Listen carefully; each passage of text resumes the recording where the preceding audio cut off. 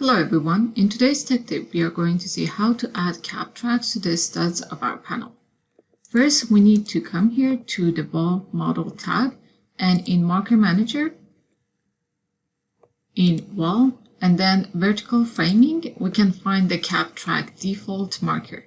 Again, just like any other marker, we highly suggest you to duplicate. So I'm going to duplicate the cap track marker. You can name it as cap track for tech tip and OK. Now I'm going to double click on the marker to set the settings. The first one is the cap family. It is set to lumber column 2x6, but the one that we are looking for is 600S137. The next one is the member designation. So it is set to vertical stud, but we can also set it to end vertical stud. But as we are adding the cap track to all the studs of our panel, we can keep it to SV. The next one is the line style. And then we have vertical justification. By vertical justification, we mean what part of the cap track is going to be aligned to the marker line that we are adding to our panel. So we have different justifications, vertical and lateral. When it is set to middle and center, it means that the line that we are using as the marker line in our panel is going to be aligned to the middle side of the cap track member. And in lateral justification, it is also aligned to the center of the member. At any point, we can always come here and change the justification. And if it still needs some modifications, we can still add the offset. And the next one is the length for the cap track member. So by default, it's set to 1 foot, but we can always come here and modify it. And the next one is offset from previous.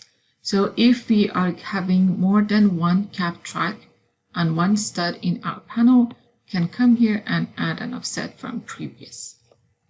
The next part that we are looking at is the configuration. So we have member on hard side. So the red one is the stud of our panel and the gray one that we see is the cap track member. Member on open side, member boxing open side, cap open side, and back to back. For now, we can just keep the one as it has already been selected, the default one, and we can continue. The next step that we have is the option to only when crossing members.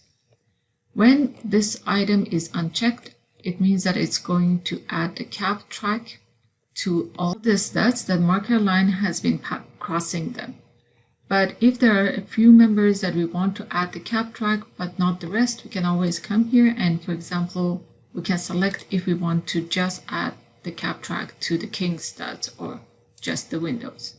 But in case we want to just add it to all the members, we can still uncheck it and OK and OK. The next thing that we need to do, again, just like any other marker, we can select the panel. We can go back to our wall model and in markers drop down, we can click on create marker lines. We are going to create horizontal marker lines with regular spacing, just one, and we are going to calculate the first offset from the top of our panel. In the configurations part on the right, we have the stud pack. So we can select it here, and in the drop down, we can select cap track tech tip and OK. It has added the line to the panel. So the last thing that we need to do is to regenerate the panel. Great. As you can see, based on the configuration, family, and the lengths that we have selected in the settings for the cap track, it has added the cap track to our panel.